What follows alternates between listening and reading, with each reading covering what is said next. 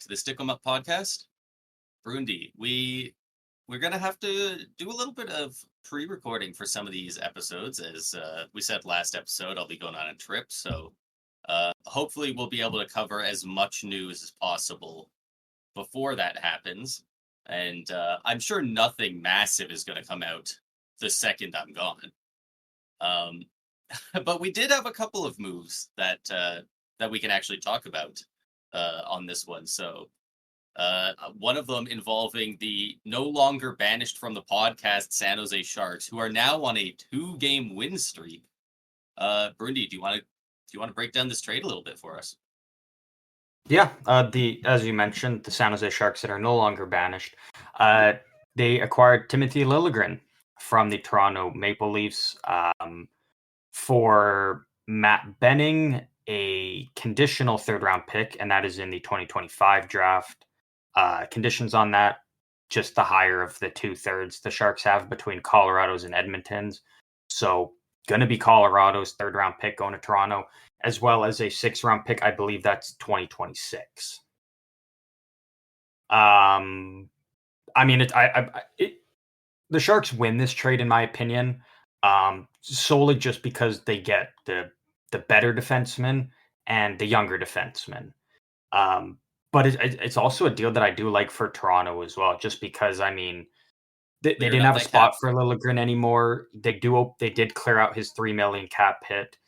You bring in Matt Benning, who can be a solid third pairing defenseman for them, and he's only making just a little bit over $1 million for this season and the following season. So Toronto gets a little bit of cap flexibility. They get a couple extra draft picks, and I mean, there just wasn't room for Liljegren on their blue line anymore. So they had to move him out, and once again, San Jose jumps in and gets a deal done, adding to improve their blue line a little bit now. After, like you said, 2 games in a row, they're starting to heat up finally. Yeah, they're officially buyers now, going out and trading before the trade deadline. And not the only former Maple Leaf that they've traded for recently. That they got Cody Ceci right at the end of the offseason. So I do like the way that they're not fully selling everything. Obviously, they're not looking to contend, but they are bringing in pieces that aren't just prospects. They are bringing in guys that are young, but could still very reasonably be a part of the future in San Jose. So yeah, honestly, I like this for both sides. Toronto got a little bit of draft capital back, and the major thing for them is just clearing out the cap space, because I'm sure they're in talks with both Marner and Tavares to see what they're expecting to get. So yeah, I think this is a great deal on both sides, but it'll be interesting to see what Liljegren does in San Jose. Possibly the least under a microscope team in the league at the moment, because there's so few expectations at the moment. And coming from Toronto, that's got to be a real culture shock. Yeah. He's not going to have to deal with intense media, or I've said it about Toronto from the start of this podcast. I'll keep saying it now. He doesn't have to deal with unrealistic expectations. That's kind of just the norm in Toronto. If you're a draft pick of theirs and a young player is, first round, whether you're a first round pick or a 7th round pick, just unrealistic expectations get put on you. And so, hopefully in a new environment, like you said, it's, there's not going to be all eyes on him. He can just kind of focus on just playing hockey and, just do what he does, right? Is he a top pair defenseman? No. But can he still be a very solid, minute muncher on the blue line that, again, he can put up points, he can block shots and throw hits. So why not? And, my favorite segment that we get to do, what seems to be every month over the last year, talking about Mike Greer and just how he continues to, this is genuinely the first time ever that I've sat, anywhere, and I've just thought, fuck, GM of the year could really actually go to the GM of a team that doesn't even make the playoffs. Is Mike Greer going to win it?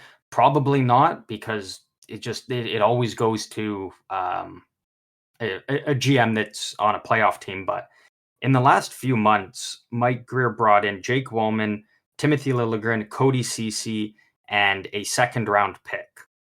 So you bring in, 3 guys that are going to be playing on your blue line and a second round pick. All he had to do move out was Matt Benning, Ty Emberson, and a 6th round pick, because they got the third with Cody Ceci, but they moved a third out, so it was kind of just wash each other out. So you give up, a guy that was sometimes a healthy scratch for you, uh, a 6th round pick, and another guy that was on your bottom pair for Wallman, who's been, in my opinion, one of the better defensemen so far this season.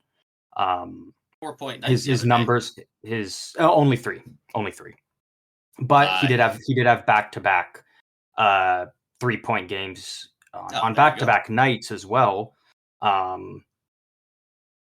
So in that, like, Wallman's played what now? I think the Sharks have played 10 or 11 games. Already he's in the record book with Brent Burns, Eric Carlson, and Dan Boyle. So that just kind of shows you how good he's already been. And then you bring in Liljegren and Ceci and a second. Like, that's Pretty tidy work. great work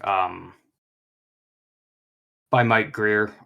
It's really looking bad for Steve Yzerman in Detroit, where Jake Wallman would be their best defenseman this season, the way he's been playing with the Sharks. So it's a move I like for San Jose a lot, but it really, really does benefit Toronto as well.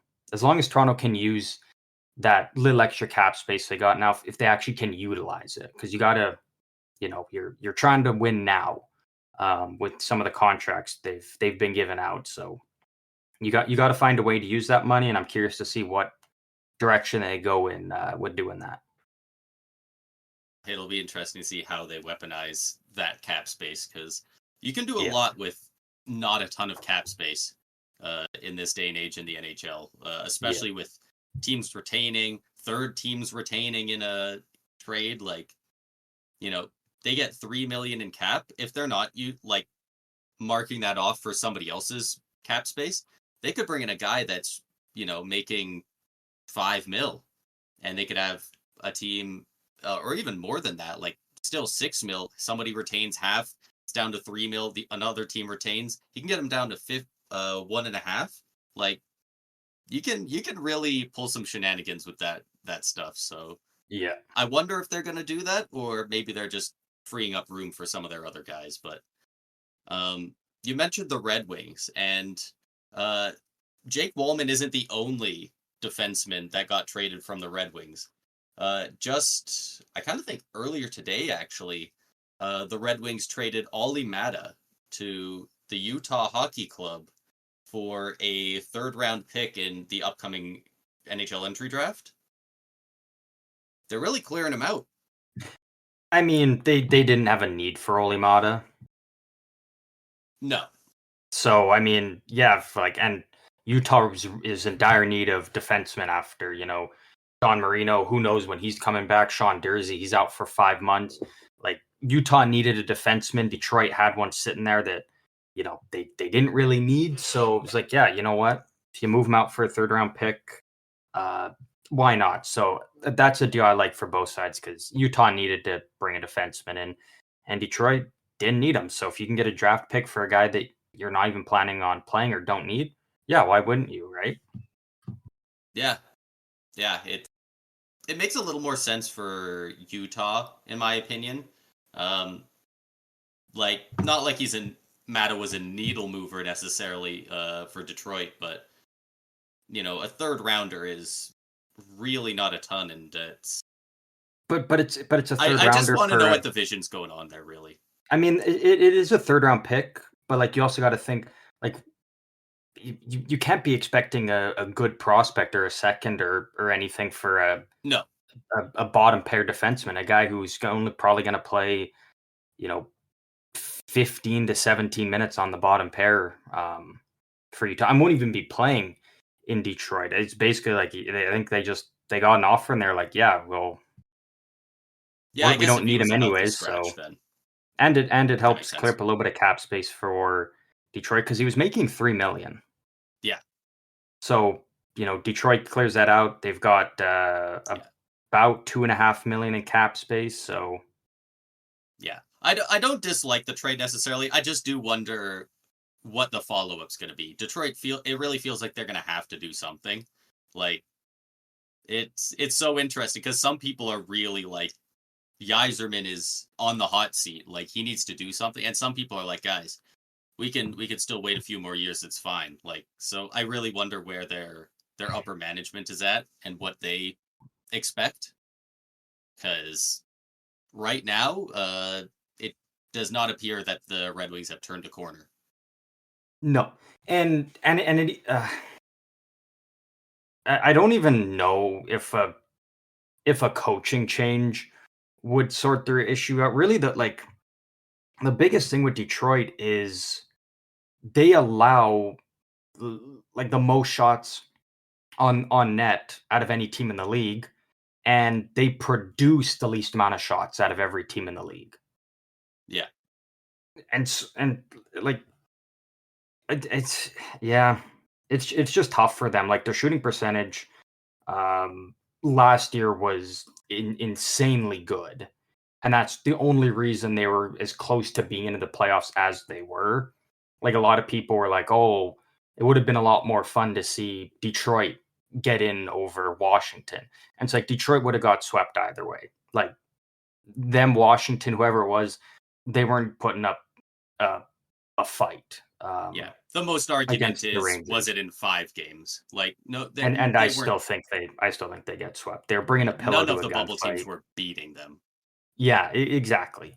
So, yeah, I don't know what Detroit like. It's a good team, but if you're spending all the time in your own end getting shots thrown on you, and you're getting a few shots here and there, like it's just not a success to win. Like I know they got away with it a couple games against the Rangers, or not the Rangers, sorry, the Islanders, and then the Devils.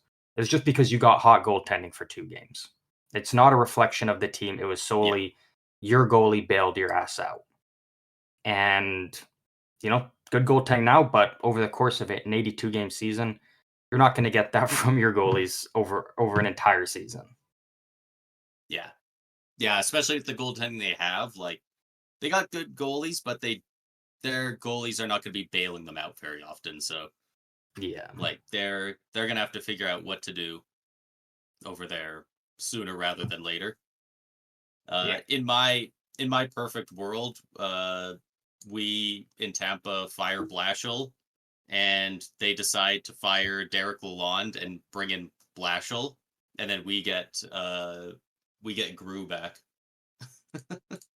and then Detroit can have our incredible defensive coordinator. Maybe that'll turn it around for him, but I don't know what can turn around for Detroit, honestly. yeah. I don't know. It's a good team on paper. I like their roster, but it doesn't work. Yeah. I think they need more on the defense, especially. Honestly, I like their forward core. I think a large part of it is the defense is just not where it should be. Mhm. Like they've got guys that have been good at points, but like other than Mo Sider, their top 6, Edvinson, like he's been good at times, but he's young, he's not quite there.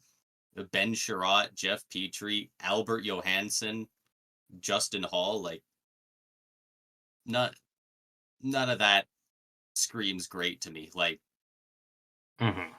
And yeah, you're not gonna like this. Um, and I'm a fan of Moritz Seider. Don't get me wrong, but in my opinion, still could change. But as of right now, he's not a top pair defenseman where you can just stick someone with him and he can elevate that player, right? Like how we saw yeah, Quinn Hughes do it with Phil Pronik. We saw Cale Makar do it with Devon Taves and whatnot. Like they need to find that guy. Um, could have been Jake Wellman long term, but obviously Yasmin didn't want that. But yeah, you need to find someone. I know they've kind of been experimenting with Edvinson, but like you need to find that guy you can put on that top pair with Sider to make that, just a beast, like elite pairing. Because the potential is there. You just need to get the second piece. Yeah, they just need to find that guy who fits the way Cider plays. It's not even really a skill thing. Like, honestly, at this point, I'm like, we're very few games in the season, but Moser's right up there for me at this point. But it's insane that Jan Ruda might legitimately be the best defense partner that Victor Hedman's ever got to play with. And that's not because Ruda is the most skilled of guys played with it. Far from it, but he just fit the playstyle. It just worked. It's the exact same thing with Ottawa, with Erik Karlsson. You put Mark Mathot with him. Yeah. Match made in heaven. Brent Burns in San Jose. You put Paul Martin with him. Exactly. It doesn't have to be exactly. It doesn't have to be a high skill player. It just has to be a guy that complements Sider's game. Yeah, it has to be. Detroit just has to figure out how define his game and what exactly it is, and then get the piece that works with it. Because like they should be better. Like their record's not even like terrible, but the way that they're playing and whatnot, it's like you're lucky you have that record right now. Yeah, I definitely agree with that. Like, yeah, like I'm looking at their forward core, and honestly, I don't mind it that much. I really like their top six. Their bottom six leaves something to be desired, but it's clearly not like the anchor dragging this team down. Yeah. By any stretch. Not to mention they have Tarasenko and Tyler Mott both out with injuries. But moving on from Detroit over to Edmonton, Connor McDavid, we now know due to his ankle injury, he will be out for about 2 to 3 weeks. Curious to see how Edmonton, another team that's kind of got off to a rocky start, but they did last year, kind of what they do to, keep the ship going until McDavid gets back. Last time McDavid went out with an injury for any amount of time, Draisaitl went nuclear. This guy just went beast mode and carried that team and showed why he's, a guy who gets $14 million. So I think they're going to be looking for Draisaitl to really bear the brunt of that. But the rest of this team has to pick it up as well. I was going to say, while there is probably pressure on Draisaitl, there's a fuck ton on Bouchard, Nugent Hopkins, and most importantly, Zach Hyman, who needs to figure it out and get it going. Yeah. I would say there's more. He's up there, but I don't know if he's the guy with like the most pressure by any means, Just Zach because Hyman? Yeah, just because he doesn't have that massive contract. Like, it's not like you proclaimed You proclaimed him on here, and I disagreed with you that he's a 50-goal scorer. He's a 50-goal guy, and that's the expectation of him. When I said he's probably 45 max, so like the expectations are set there for him now. He's got to. But the goalposts have moved now. We all come on. We're not wearing a blindfold. We all know he's a 50-goal guy with McDavid. That's the caveat. That has to be there. Zach Hyman is probably a 30-goal scorer on other teams. He's not a 50-goal scorer. What about on the power play still? 5v5, yeah, he gets goals for McDavid, but he got a bunch on the power play just sitting in front of the net creating havoc. He's not getting those bounces and batting them in like he did last year. So even though his contract's not big, there's big expectations on him because he's a big part of this team. He became a big part of this team with what he did last year with his season. Like his expectation, like he has to be 50 goals a year. No, but he should not be 10 games through having 1 assist. That's true. And that's it. Despite logging just a little bit under 20 minutes a game. Just a little bit under 4 minutes of power play time per game. I was thinking over this next stretch while McDavid's out, that like the pressure's on some of the other guys. And I don't think there's like elevated pressure on Hyman now. That being said, I definitely think there is pressure on him on the season, or like at least in the first half, to, produce at any rate, which he straight up hasn't. He's got one errant assist in his 10 Yeah. games, like you said. So, yeah, there's definitely pressure on the season as a whole to do better than he has so far. Um, Maybe he'll elevate his game. I don't know. Maybe he'll start putting him in and say, "Can't wait for McDavid to get back." But yeah, so far he has not. He has not been doing it. But Another yeah, thing, moving kind of away from Edmonton, but also kind of including Edmonton. Um, there's talks are starting to heat up with the frozen frenzy, and right. there's rumors that um, Team Canada could be looking at Darnell Nurse, which I think is wild. Travis Sanheim, lots of defensemen's names are getting thrown out there. I mean, if you're Team Canada, you're sitting there like, fuck, what do we do for a goalie? All the legitimate, kind of guys that are like these are the candidates to be. They're all having really bad starts to the season. There's I think they showed there was 3 Canadian goalies so far in the season that have above a 900 save percentage, and they're all backups. Like they're not legitimate like starters in the league. Yeah, And so it's like that's why I'm not really super high on Team Canada going into this. Like, sure, their forward core and their defense core are going to be, uh, they're going to have the best forward core, defensive core, probably third, maybe second if you want to stretch it that far. But their goaltending is going to be by far the worst, and that's going to be a huge issue for them. yeah, yeah. It's gonna be rough in the net, and I'm not gonna lie. I think they can. I think they probably still win. I think that they just. Uh, I don't I know. I think they're just so insanely stacked up front that it's just not going to matter. They're going to go out there. They're going to play against Hellebuck. They're going to light him up for 5 goals. They're going to swap to Swayman, and they're going to light him up for another 3. Like But they're how do you they're expect to shut down the Americans and the team they have? How do you expect like just is having the is puck Stuart Skinner, is 50 Aiden minutes of Hill the game. gonna Just but having the puck like the whole game, dude. that's not gonna happen though. I That's don't not know, gonna man. happen. It's not. Like Canada's forward core is good, but like the US's is very good, and the US's, the guys that they have to pick from on their defense is better than what Canada's gonna have. So there's no way Canada Uh can win a game just by being like we're gonna have the puck for 75% of the game. Like that just it's just it's unrealistic to expect that. Despite how good Canada's forward core is going to be, it's going to be very good.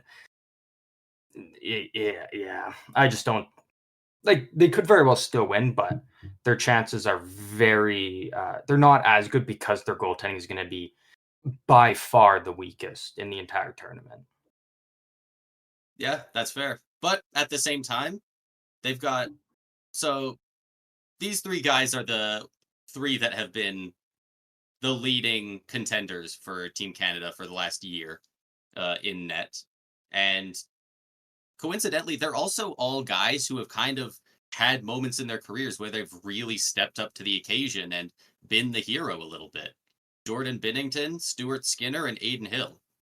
While Two I of will them, agree two of that they them are all cup champions. while I will agree that they all did have very good stints, it is against NHL teams and not the best Yeah, players in the entire country.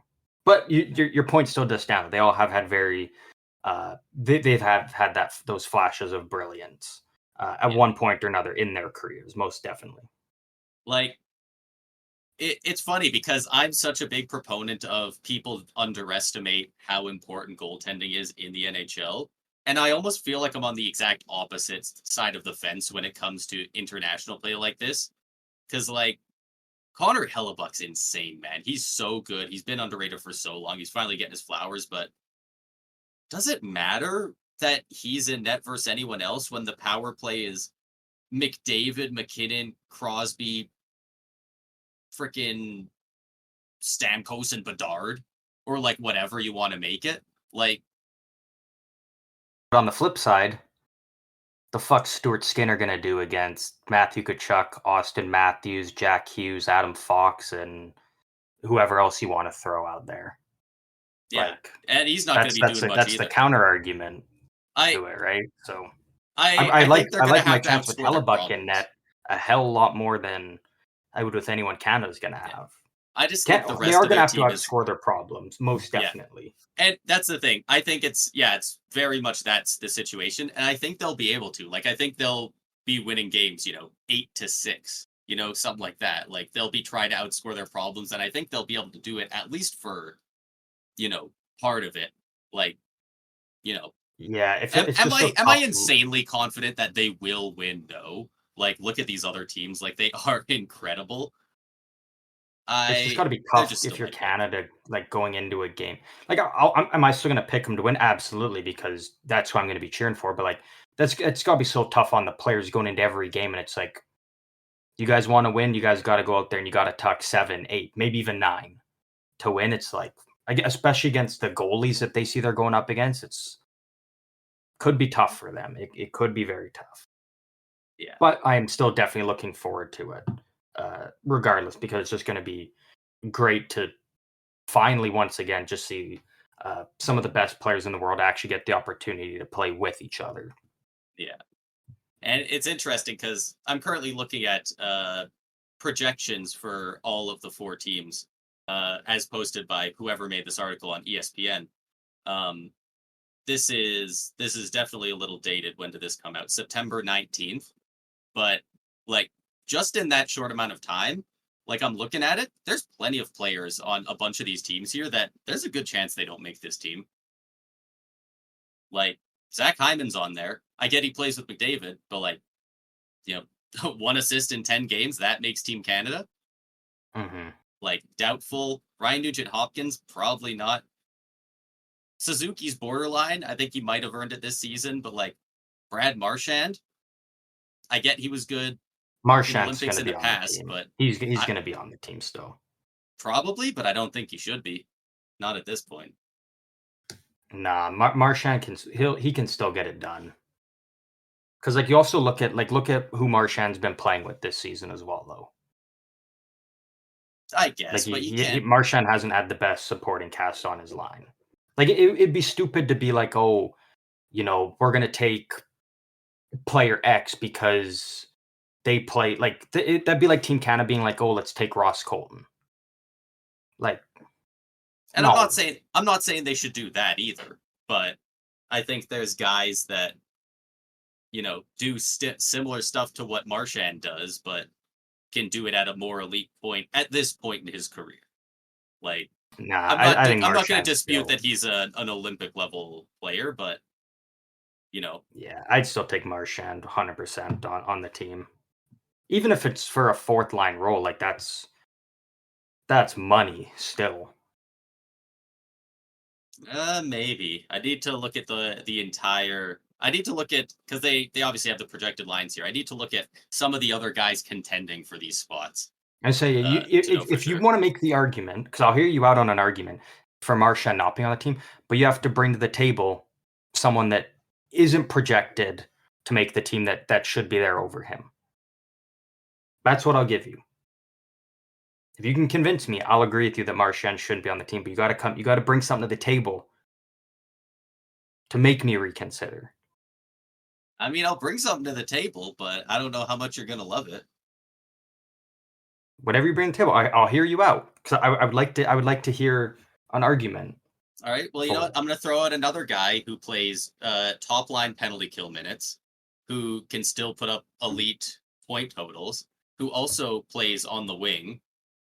Brandon Hagel. I'd still take Marchand. Maybe last year, definitely the year before. Right now, 2024, 2025 season. It's I'd still take It's Marchand. getting I close like to not Hagel, even an but argument. no, come on. Hagel's not a -6 in 10 games. Yeah, Hagel's also playing with fucking I don't even know who he's playing with, but he's playing with way better guys than Marchand. Sorelli and a rookie. Yeah, but you also said it's Sorelli's great and Geeky's great. So you can't now say Yeah. some rookie like it's a great rookie. True, but it's also, still a guy with 10 NHL Like games. Who's Marchand Marchand playing with? He's current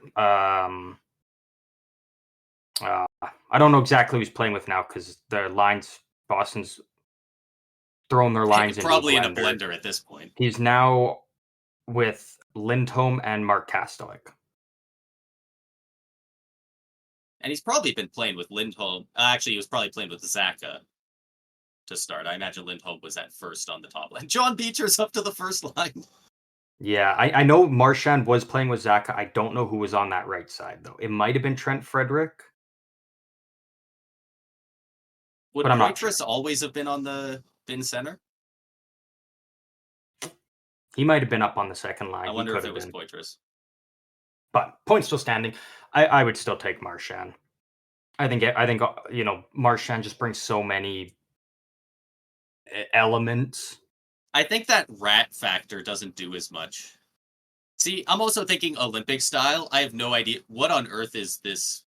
What is it? The Four Nations Faceoff? Like, what is that?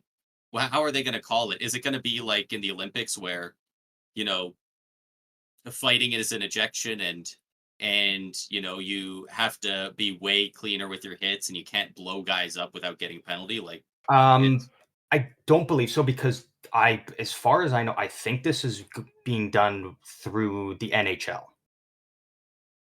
Like this is an NHL kind of event thing that they're putting on. So I think it would still be NHL rules. Okay, yeah, because it's not the double IHF. Yeah. Yeah, so I think it would still all just be it'd be just like regular NHL rules. It would just be not NHL teams playing. Okay. Yeah, I'd still take Marchand though. I mean, call me a homer, but 6 Homer. goals, 12 points in 10 games. Okay, plus bring 8. someone else to the table. Because it's easy for you to back a Tampa guy. Someone else. Then you have to find someone. Because I knew when I said that I did know that was gonna be the first guy you would. I was thinking you'd throw Sorelli out there. originally, and then I was like, well, I mean, if we're going winger, Hagel's honestly better anyway. So Yeah, I would still take. This has also been thrust upon me. I didn't know I was going to do this. I didn't do my homework. Yeah, and that's fair. But yeah, I would still take Marchand. In that scenario, Marchand's still on Team Canada for me. I'll 100%. do a little bit of research if you want to get to our Backlund news here. Yeah, Mikael Backlund tonight actually suited up for his 1,000th game in the NHL in Utah. 1,000 games as a member of the Calgary Flames. Congrats to Backlund for that. That is a incredible accomplishment. Yeah, not only that, stuck around in Calgary for so long. Not many guys are able to say that not only just in Calgary, but just in general, that they've stuck with a team for that long is really incredible. So congrats to Mikael Backlund for that as he awaits, what is it, the silver stick? Yeah, I guess it is the silver stick because the gold stick is 500 goals, I think. Yeah. So yeah, I think the silver stick is 1,000 games. So Backlund will be getting his silver stick at some point. I don't know when the Flames play their next home game, but I imagine whenever that takes place, that's when he will receive that. Yeah, and good for him. Honestly, he's one of those guys that, especially back when Gio was with the team, you really just didn't hear much about him. He's just one of those guys that's kind of, he's always been on the team, he's always been good, but never made the headlines until later in his career, where he kind of came out as a bit of a late bloomer, and then obviously getting the captaincy as well. He's he's really elevated kind of the legacy he's leaving with the Flames in the last few years, especially. Yeah, especially during a time when it seemed like everybody wanted out of Calgary, and Backlund was the one guy that was like, "Yeah, I want to stay here," despite seeing the direction the team was going, and despite a bunch of other guys jumping ship and wanting out, he wanted to stay. And so I got to give a lot of props to him for that, because especially a guy at this point in his career who, you know, has well earned his right if he wanted to go and chase a cup elsewhere.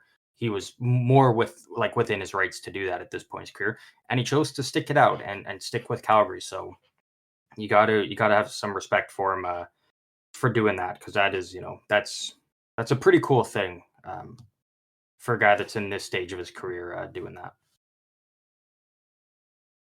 Yeah. He was. Am I crazy, or was he in Selkie talks fairly recently as well? Not for this season. Like, did he get votes in the last few seasons, or maybe I'm just thinking I'm of the. not too sure. I think I'm actually just thinking of the award that he won. Which one was it? The King Clancy Award. He won Yeah, the King yeah, I think Clancy. I that's believe this yeah, last season.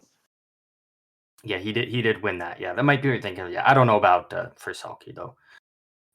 Moving on. What do we want to move on to next year? I do have something as well planned for the end here that we can do. A little fun thing. Little send off party for you. Oh, hell Something I yeah! can torture you with. Fair enough. We do have uh Brandon Montour got a natural hat trick the other day against the Montreal Canadiens, I believe. Uh, for those who don't know, Brandon Montour is a defenseman, so him getting 3 goals in a row in a game was kind of wild to see. So, not really much to report there other than freaking nice shooting, Tex. Yeah. Yep. Good stuff there. Also, just doing a little bit of research, looking for somebody who's not on that team. Carter Verhaeghe is not listed on here. Really? Yeah. And by the way, I don't think Brad Marchand is the first guy I'd knock off here. I definitely think I'd take Nugent Hopkins off first. Oh yeah. And honestly, Zach Hyman as well. Then I think Marchand's Um, probably the third guy there. Well, depending how good Bedard's played recently. Nah, they're going to put Bedard on the team regardless, though. Bedard's going to be on the team. Yeah. I mean, Verhaeghe, I think, should be on the team regardless. Like, I thought he was kind of, in my opinion, he was just already a guy that's You assumed would going be to on be there. on the team. Yeah. I don't like. He might not necessarily play in every game. I think he's one of those guys that's kind of like on that cusp, but like should still be on the team regardless, in my opinion. Yeah. I would take him. I'd take Verhaeghe over Hyman or Nuge. Where do you put Travis Konechny in all that? Um, Does he clear any of the guys we're talking about? I would take Konechny over Hyman and Nuge. I would still take Verhaeghe and Marchand over Konechny though. And I'm a big That's Konechny fair. fan, but I would I still think I take think that's where he goes. Yeah. Verhaeghe and Marchand. But he's an interesting one though. He's you know what I mean. What he's done in Philly, and admittedly not had the greatest talent on him. Like he's the guy that still produces a lot. So it would be fun to see him play with some top high end guys and see what he could do, because he's just a beast and relentless out there. So I think that'd be a lot of fun. But yeah, he probably doesn't crack the lineup. That's pretty fair. But it would be Um, fun. It would be fun as hell to watch him. one other name that I will throw on, and then we'll get to whatever you had prepared. Robert Thomas. Obviously, right now he's injured, but assuming he's healthy and plays to what he's played. No, just because he's a center. I think he's naturally best suited as a center. And yeah, Canada's center depth is just too I don't know. fucking deep.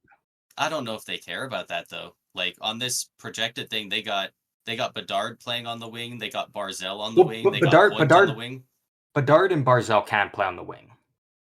Oh, do Bedard they? proved that in the um, I don't know how oft, but I know he played stints in the World Juniors when he went off. He had a lot of stints on the wing. Barzell's primarily a winger now. Because now he has a centerman he can finally play with in Bo Horvat. Oh, I definitely Point thought he was centering that line. Interesting. no, oh no, Horvat is.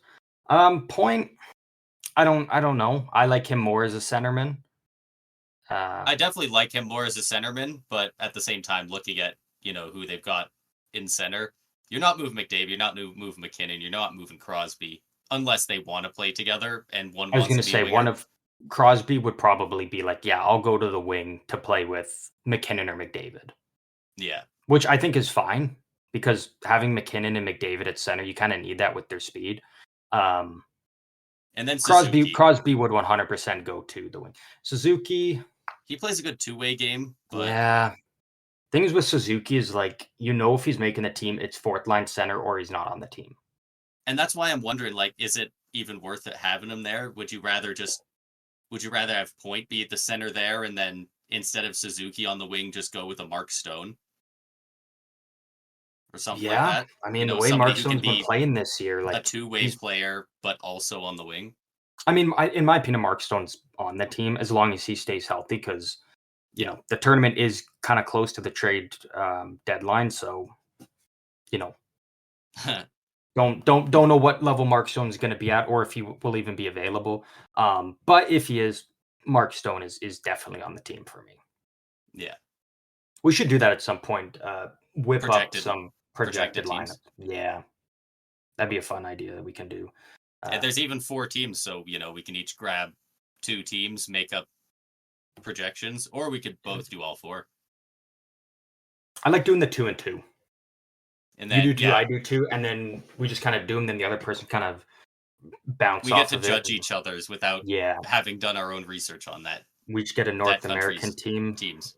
Yeah, I like that. We'll do that at some point. Hell yeah. But Um, enough about that. yeah. What else do we got here? We talked about Let me Liljegren. pull this back up. Did we talk about how Kevin Fiala was scratched in the Kings Sharks game? No, but Yeah, he was scratched. yeah, Kevin Fiala was scratched for that game. He did come back for the Kings game tonight. He's no longer scratched. He was just scratched for that one game because he missed a team meeting. So I've something The to say on Sharks, this. the Sharks beat the Kings 4-2 in that game, by the way. So I don't know if he's that difference maker, but kind of looked like they missed him. I think he would have been, and that's what I was going to ask you. Like, is it worth sending a message to a player if it comes with losing a game that like the Kings should be winning? Like you're going up against the Sharks and it's like, okay, yeah, they had that great comeback against Utah. It was fucking sweet because I can talk about the Sharks again. But like the Kings should have won this game. Not like, not like looking at the game from start to finish, being like, yeah, the Kings should have won that. Like going in, the Kings should have won. And I think Fiala would have been a big difference maker. How many power plays did the Kings get? Because the Sharks take a fuck ton of. The Kings went 0 for 6 on the power play. Right? And San Jose got an empty net goal at the end. So really it was a 3-2 game. Yeah. Like the Kings outshot San Jose 28-21, outshot them 18-5 in the second period. If you have Kevin Fiala, you're probably winning that game because you're probably at least getting one power play goal. And if that's at a point when you're up 2-1 or sorry, when it's tied 1-1, you go up 2-1. If it's to open the scoring and put you up 1-0, when it's tied 2-2, if it makes it 3-2, like Kings probably win the game with Fiala. So I'm asking you, is it worth it sending the message to a player if it comes with losing against a team that you should be beating, considering everybody else is getting free points off them? I would say yes, and I have 2 major reasons why. The first one being it's not just the message to him. Obviously it is, but also it's to the rest of the team. It's to guys like Quentin Byfield, Brant Clark, we're running a tight ship here, Just because Fiala's one of our bigger stars, he's one of our better scorers, doesn't mean he's immune. It doesn't mean he's above the law here. And I think that's an important message to send. But on top of that as well, I think that after that game, I'd be looking at my team going, if you can't beat the San Jose Sharks, especially when you get 6 power plays without him, I don't know if you even deserve to play with Kevin Fiala. Like, I would be like, you guys should, we should be able to take out our 3 best players and beat this team. Like, I feel like the team played down to the Sharks, and yeah, I think without Fiala, they should have still been able to win, but they didn't. So, I think it sends a message to the culture, but also you should have been able to win that game without him. Yeah, you know what? 6 I power totally plays, agree only with you on 2 that. goals against the Sharks. Like, don't get me wrong, I love me some Mackenzie Blackwood, but I think Vanacek was in that. Vanacek even, like, The guy's name they freaking, can't spell right on his own jersey. yeah, like, they That's how got Barry relevant one. he is. Yeah, no, and and that's fair. I can totally get on board with that. It's a fair assessment of it. Yeah. It's also And tough when games when Jake Wallman is just fucking steamrolling your team. he's going crazy out Is there. tough. Um, what else we got here before the last bit? Uh, we talked about it before the podcast. We didn't mention Oliver Shillington, right? No. Oliver Shillington, who, for those who don't know, normally a defenseman in the NHL, played tonight as a third-line winger for the Colorado Avalanche against the Lightning. He did not have a great night.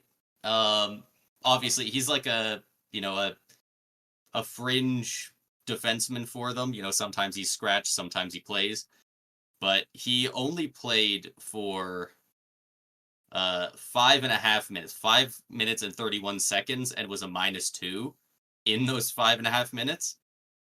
Yeah, it's not good. It's not It's great. not good. And I mean, I don't think it's his fault. There was a lot of problems with their defense, their Well, defensive game, but the team's just so injured, right? Like 6 of their 12 regular forwards are out injured. Their leading goal scorer, Ross Colton, he's out now for I think 6 to 8 weeks. 6 to 8 It's weeks just for Ross Colton. just Miles tough. Wood is out. Drouin's out. Nichushkin's still suspended. Lekkonen's Landeskog. injured. Landeskog's out. Here's the thing I'll say with Colorado. If Colorado makes the playoff in any capacity, whether it's divisional spot, wild card spot, you gotta give Bednar Jack Adams. If he can find a way to still get this team into the playoffs, like Maybe. I think you got to. Like I can't. Like you look at how injury riddled this team is. Like sure the goaltenders aren't getting much help, but like goaltenders are having a fucking tough go making a save. Like especially with how long some of these guys are out. Like if this team can find a way to get in the playoffs, like that's impressive. I think That that is damn boosts. I think impressive. that boosts Makar's odds at a heart more than it should boost. I The would say coaches. both. I would say both. But Yeah, I would say both. Like it goes from the coach through to the team. It's it's a whole thing. Like it's not a good I don't start know, for him. a team that every year like clockwork comfortably makes the playoffs with several points to spare, and then they get a bunch of injuries and barely make it. I don't know. That seems par for the course. They've been injured. They're going to do worse than years past, but they're still good enough to make it. Like, yeah, I don't know. Maybe I'm just downplaying the injuries they've had, but Yeah, man. Because like, you look at their team, like you look at the roster they put out tonight. It's like holy fuck, this is bad. No joke. San Jose would have no problem beating this team. I think with how injured like this team is. Like sure, you still got your your the 3-headed 3 main dragon, guys. but outside of that, it's like fuck. It's a bad team. It's really not good. Yeah. And those 3 guys played so good tonight. Like, it's wild. Watching them for the last 10 minutes as we tried to maintain our lead, like, I was just sitting there the whole time like, how the fuck did the Blackhawks beat this team? How did the Blackhawks weather this storm? Like Vasi was balling out. What were they doing over in Chicago? Yeah. They must have just been killing it as well. But yeah, you know what? It wouldn't not make sense if he won the Jack Adams for that because they have Mostly a because I just lot of don't injuries. see like a team that's like, oh, they're not making the playoffs, but it's like, oh, they actually made it. There's not many teams that I'm seeing right now that's like that right now. But again, if you've got a team like, um, an Ottawa or like, you could maybe do Washington, depend like looking at how they're going with Carberry, like that's if they make the playoffs, If that's they a good keep option playing the way too. they do, I would not hate that pick at all. And I Like don't really like that the is a very Caps, but solid like one. they are currently 6-2, 6-2 and 0. They're balling out. Hey, what I They say? should not be that good. Like looking at their roster. So, you know what? There's a lot to be said about the coaching there. My Ovi for Ted Lindsay's not looking so dumb now, is it? You're starting to get on Is it board with not? it. You're starting I to get on board with I'm it. definitely not. Why do you say that? Is he Because Ovi's what's a fucking beast, and this Caps team is balling out. is Ovi a big part of that? I keep hearing about Connor McMichael. Uh, I mean, McMichael's I been good, but actually don't like, know how he's done on uh, here. they're actually getting some good production out of like a lot of their team. I would say it looks like a lot of names that I really don't recognize a ton. Like they're actually they are getting it kind of done by commit. Like they still got their top guys are doing their thing, but they're still getting from top to bottom. Like everybody's kind of contributing for the most part. Yeah, Strome, There's a guy Sandin, down at the bottom McMichael. that's having a tough go that was hoping he'd have a better start, but lots of time to turn it around. They've only played 8 games, so Yeah, and I mean, team's doing really good in that time. yeah. Um, Pretty much the only other thing I really had to mention for this one is uh, what the hell's going on with the Islanders? Like, It's just bad puck luck. but I they've been, watch a lot of Islanders games, and I guess, like like they 10 got games shut out isn't a against massive sample size, but like they got shut out by Dallas 3-0. They outshot Dallas 34-27. They lost in overtime to the Blues 1-0. They outshot them 34-30. They lost 1-0 to the Red Wings. That was a game that Alex Line stole. The Islanders outshot him 30-11. And then they lost to the Blue Jackets tonight 2-0. They were tied in shots 26-26. So the Islanders are out shooting their opponents. They're having more offensive zone time. The bounces just aren't going their way right now. do they have anybody that can really score? Like, is Brock Yeah, Nelson just gonna Brock have to Nelson. carry them? You got Brock Nelson. And losing Duclair does hurt because he was actually like the perfect fit on that top line with Yeah, their Barzal and top Horvat. line looks. It's scary. This is an NHL top line right now. I'm looking at their Let's most say their top recent line is uh Maxim Saplakov. Siplakov, Oh no, yeah, Siplakov, yeah. What's Bo wrong with that? Horvat, and Simon Holmstrom. Oh, did they split up Barzal and Holmstrom?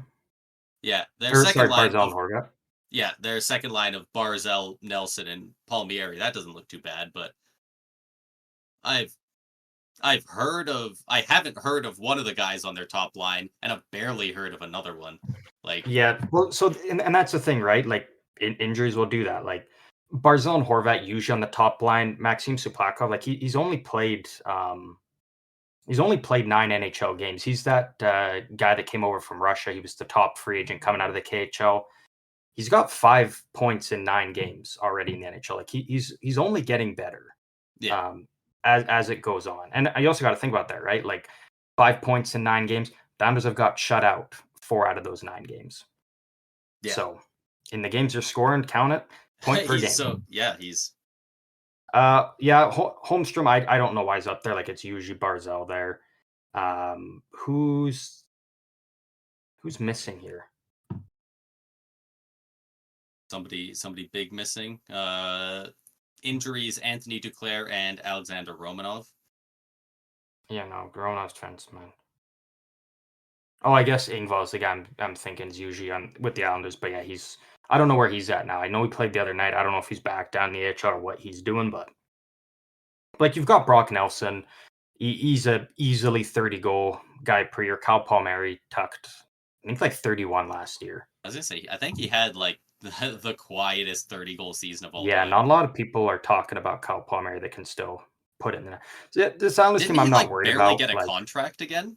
Like, oh no, he had 30 goals last year. Yeah, yeah, no, but he's been didn't locked he in. like almost not get signed by a team? Or am I thinking of No, somebody else? yeah, Because I like remember it's thinking like he scored 30. Like what the hell? yeah. I think you're thinking about someone else. Must be. Probably think about Zach Parise Like at some point. this Isles team, like is this a team that they're not like an Avalanche or an Oilers that go out there and they're like, we're gonna outscore our problems and win, 5-4, 6-5 maybe. Like this is an Islanders team that is kind of going into games being like, they're probably gonna win 3-2, 2-1, maybe a 4-3. Like, they're built for defense first. And even though the offense has looked, good, they're just not getting bounces. Yeah, just So I expect it to turn around at some point. Um, you gotta hope so. Like getting shut out 4 out of 10 games to start the year is brutal. Like that would be brutal if that was a Shark stat. yeah, But like for a team that is hoping to make the playoffs, but like you look at it, they're 3-5-2. So in the games that they're actually scoring, they're winning more than they're losing. They just can't get shut out. If they don't get shut out, more often than not, they're winning games. They I just got to find a way to just. guess I mean, it is partially also due, like again, just the bounces haven't been very favorable to them, the but bounce is the it injuries. it'll. I think they'll be fine. I wouldn't be hitting the panic button quite yet. Plus, you Yeah, also they're look at it 3 points like, behind the Blue Jackets. but also take this. They've been shut out 4 games. They have the same amount of goals for as the Edmonton Oilers, Well, I mean, the Oilers and the haven't same amount exactly of been games great to played. start the year. But still, I mean, Yeah, still though, like they got yeah, shut it's out not. 4 games, and they still have the same amount of goals as you know the team that's got, in my opinion, still I think on paper the best offense out of any team. Yeah, San Jose has more goals. They have 27. yeah. It's not like they can't come back from this. It's just like just four is just crazy. But I mean, yeah, but like there's you know, crazy stuff every year. It's yeah, I wouldn't be hitting the panic button yet. Like if we get to the point where you're 18 to 20 games in, or even 16 to 20 games, and it's like, so what's that? What are they played right now? Sorry, 10. 10. So if they play another 8 to 10 games and they get shut out in even 2 of them, then yeah, it's a problem. Yeah, Like they in got the to start next winning 10 games. games, one they're allowed to get shut out 1 time. That's my rule. If it's more than one, okay, maybe there actually is a problem. That's fair. So the bar's been set for the Islanders. Uh, we'll see. We'll see if they can. Yeah, it almost feels similar to the Red Wings in a way, the way that like they play a pretty solid defensive game, but like some of these games where like they'll get basically a shutout out of Sorokin and then lose 1-0 in overtime or in a shootout, and like, or they'll lose games 1-0 after all 3 periods. Like that's Yeah. those are the games you want back. But Yeah. yeah, they got the talent on the team, and they have really good defense and one of the best goaltending tandems in the league. I would say So in terms of their starting, Sorokin, top 5 goalie in the league. Goaltending tandem, top 3 in the league. yeah, I think that's very fair. But that does wrap up all of the news and tidbits we have throughout the last couple of days here. Wrapping this one up, I have a list of every active NHL player who has recorded a 6-point game in their career. There's 15 of them in the league right now. I went over the Interesting. list. The line is set at 8.5. I believe you can get at least 9. I know for a fact you can't get all Okay. 15. Okay. But Interesting. I want to see if you can get at least 9 of them. 6-point games. How many are there? There's 15? 15. There's 15. All right. Well, one I'm gonna get out of the way because I don't know if he's active or not. Sam Gagne. He's not included on this as he's not on an NHL team right now. I wasn't sure if he got picked up because I think he played for the Oilers at points last season. Yeah, these are all just guys that are currently on an active NHL roster. Okay. 6-point game. All right. So I'm gonna assume McDavid has one. You would be right. McDavid is on there. That is one. I know that both Kucherov and Point both have one. You are correct with those two. You're up to 3. Draisaitl's probably got one, right? Draisaitl is on there. You are correct. We just got to throw out some legends. We're gonna throw out There is also Crosby. There is a guy on here. He's a bonus one as well. If you can get him, I will tell you what that bonus is. If you he's get not on no, your he's list, on the or- list. No, he's on the list, but He's you get a just so special hard to bonus. guess. No, because he's the one outlier in the group. Interesting. Crosby is correct. He's the one outlier. That makes me think it's a defenseman. I will tell you there is only one defenseman on the list, but that's not the guy I'm referring to. But there is one defenseman on the list. Interesting. Let's go with. Nathan MacKinnon. No. McKinnon's not had one. No McKinnon. I guess it is active player, so Ovechkin's got to have had one at some point.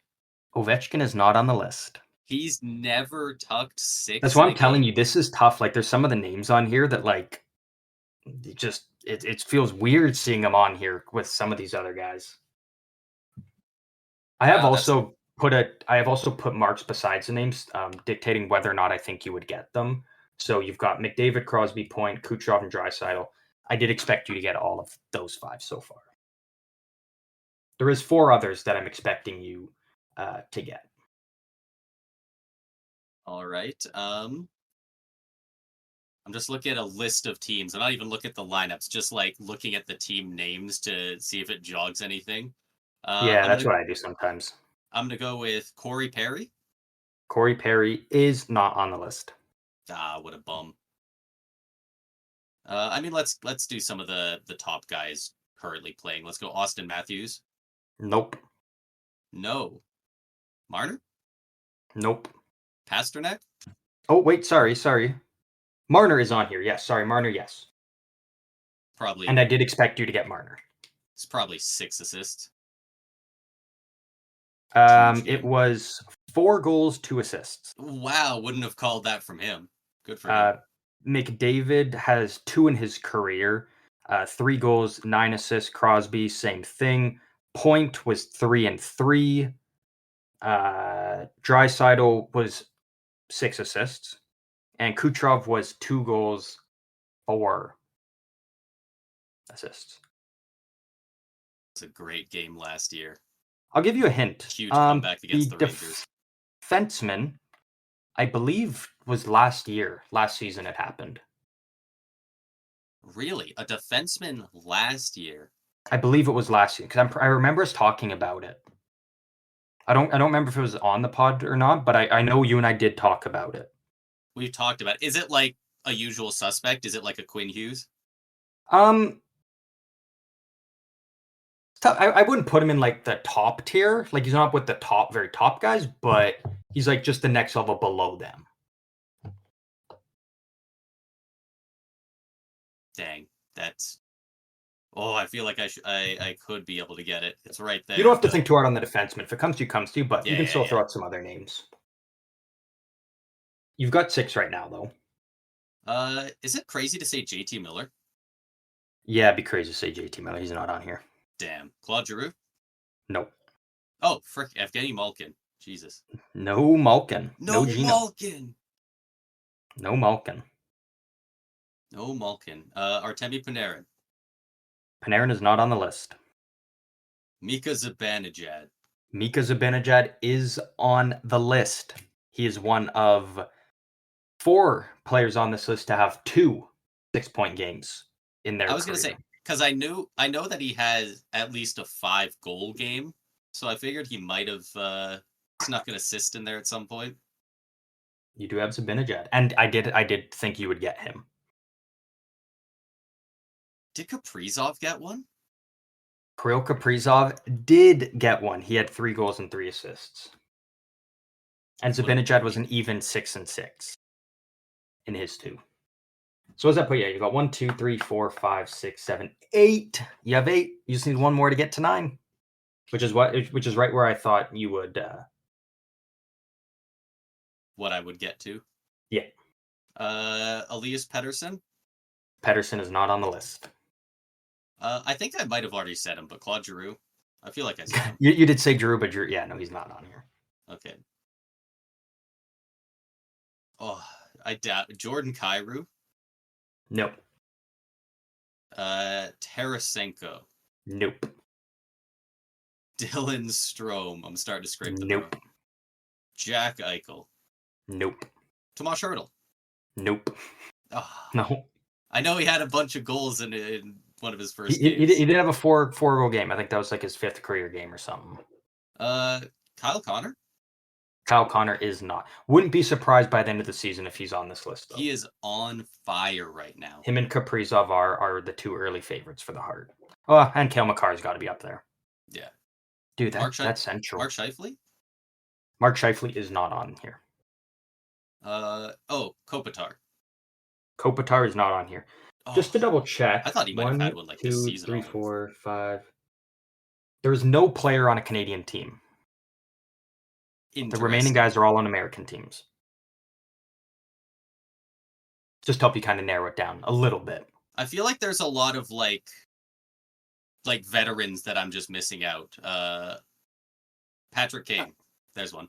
Patrick Kane is on the list. That is the last one that I thought you'd get. So the first 9 you got are the 9 that I thought you would get. So you did reach 9. Barkov? Kachuk? Barkov is not. No. Kachuk, no. Verhaeghe or Reinhardt? We'll just go through the Panthers' top 6. Watch, I'm going to leave him out. It's going to be like, yeah, Jesper Bachvis just kind of showed up the other day. Nope. Rantanen? Nope. Similar to Rantanen. A little bit. Little bit. A little bit similar to Rantanen. The only other guy on the list to have 2 6-point games.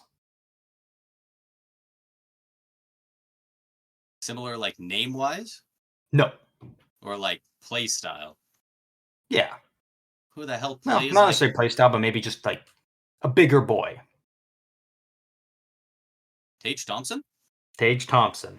He totally had one in that one insane year. Oh, also, we'll throw Huberdeau in there 2. while we're at it.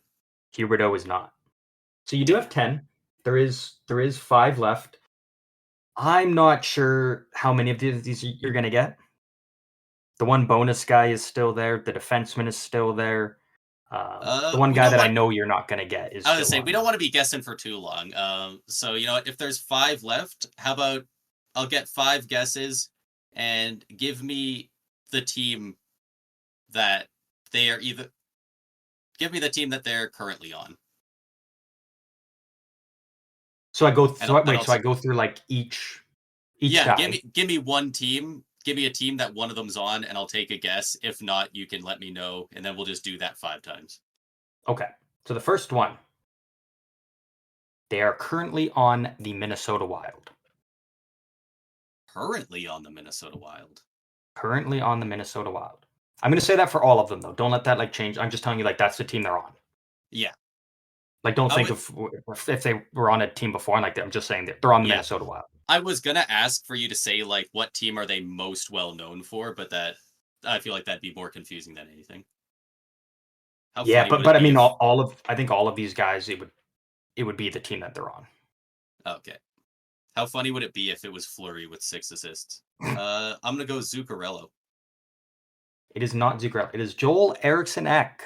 Wow. He had a 3-3. I don't know, but I think maybe him and Kaprizov maybe did it in the same game. They both logged 3 goals and 3 assists. Point and Kucherov both did in theirs, so I wouldn't be shocked. Uh, There's probably uh, there are probably some other guys that did. I guess there's not next up, not a lot on the same team. the Pittsburgh Penguins. The Penguin. You know what? I was kind of thinking of him earlier. I Come assume on, say it. it's him. Don't. Okay. I've got I've got two guesses. I'm thinking at, You can only and pick one. I'm gonna go Eric Carlson. Oh, Was it Chris Letang? it was Chris Letang. He got it Yeah, last year, he got it last year. didn't he? I'm pretty sure. 6 assists. What a unit! Did he not get it last season? I'm pretty sure he did. He might have. Like I wasn't exactly paying attention to him super hard. So Becomes first defenseman. Yeah, that's when he had 5 assists in a single period. December 27th, 2023. damn, So just recently, but only good defenseman shit. on the list. Next, there's only I 3 guys almost left. said him when after I mentioned Malkin. Yeah, I thought you were going to, and because you went to a couple teams and said guys, but you didn't say the one guy, and I was like, man. Yeah, Um, Next up, the Utah Hockey Club, Utah Yeti, Utah HC, whatever you want to call them. Doesn't matter what you call them. They're the hockey club. ooh, I think I might know this one Yeah, you do. because this is the one that we talked about last year because he went crazy and everyone was hype over him. Nick Schmaltz. Nick Schmaltz. The bonus one there. Do you know why he's the bonus one on this list? He's probably like the only guy to do it with like less than 15 minutes of time on ice or something. He's the only active player in the NHL to record a 7-point game. Yeah, 7 points. 2 How many of goals, them 5 were goals? assists. Damn. Only Dude, one on him. imagine having Schmaltz on your fantasy team before that and just like Yeah. just like checking your fantasy and be like, oh, okay, cool. Thanks, man.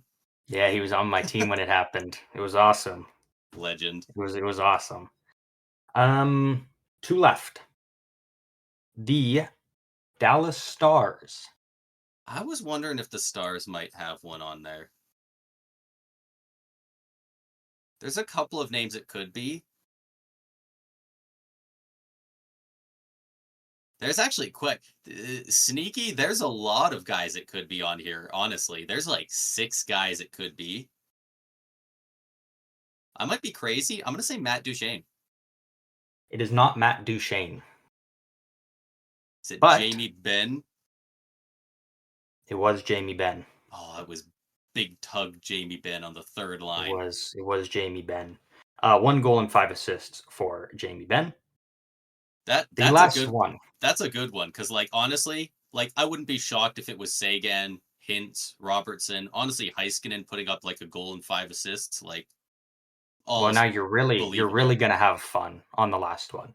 The last one, the Dallas Stars. So Oh, you it's get to do it still all over again. Go back to the well and pick another okay. guy.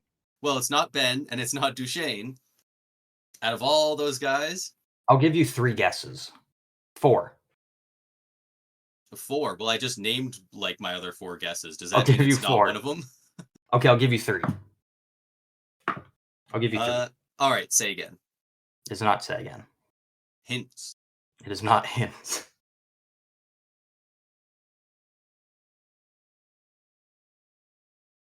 Is he pranking me right now?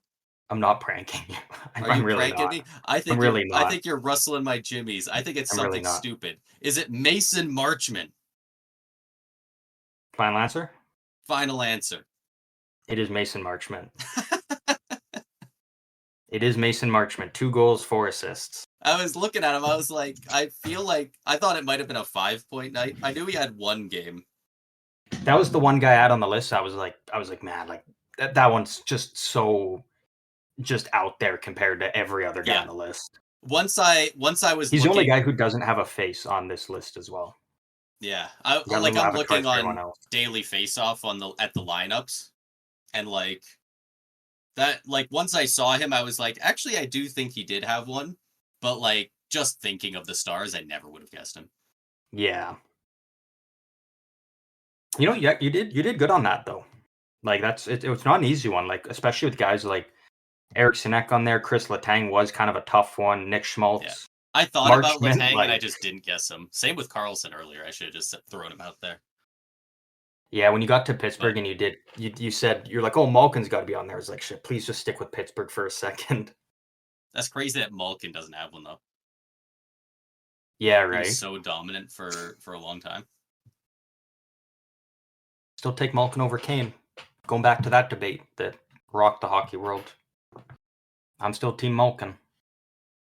Love me some Patty Kane, don't get me wrong, but I was gonna say I think I Team take Malkin. Malkin as well. Team Malkin, yeah.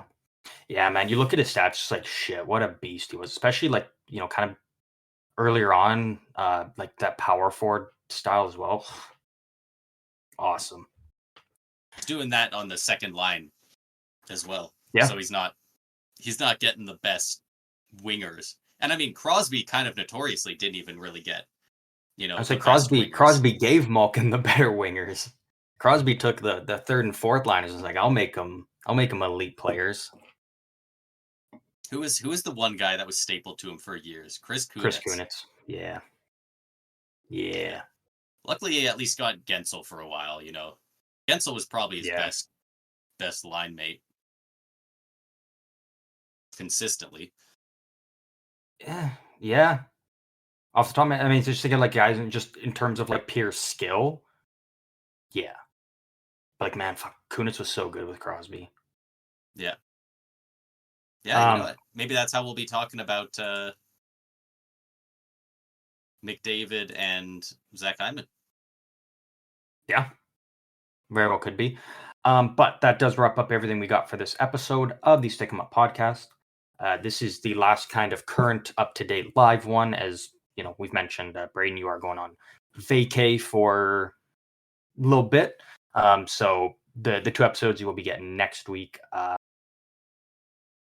are just going to be pre-recorded ones. We don't fully know what we're doing for those ones, but those ones won't be covering anything currently within the league. That'll just be all just fun shit we throw together. But if you do want to stay up to date with all of our thoughts and opinions on everything currently going on in the NHL up to date, you can come follow us over on Instagram or Twitter, where we'll be putting up a lot of our thoughts and opinions and updates on things around the league, so you guys can kind of follow along with us through there. And we can chat about it. You guys can always feel free to reply, and we can just talk hockey, just hang out, have a good time. Braden, any final words before no one hears your lovely voice live currently talking about modern NHL for the next couple weeks? Any final words? Any goodbyes? No, any not fuck really. yous to any players or teams? No, I'm excited Going out for with my trip, grace? but also the NHL has been a lot of fun to watch, especially as of late. Yeah, hope the Avs get better soon, I guess. I don't know, man. Jeez, they are injured. And hopefully the Islanders can score some goals. Yeah, they will. I'm confident. Not because I'm an Islander homer, just I'm very confident that eventually the bounces are going to start going in the team's favor. You can only have bad puck luck for so long. Look at the Sharks. Yeah, look at Nashville. Yeah, they've turned it around pretty good as of late. But that does wrap up everything for this episode. Hope you guys enjoyed. If you do want to follow on with the socials to talk all things going on in the NHL. The links to all of our socials are down in the description for all episodes on every platform. But with that, Braden, have a good time. We'll see you in a couple of weeks. Everybody else, hope you guys enjoyed, and we'll see you guys next week.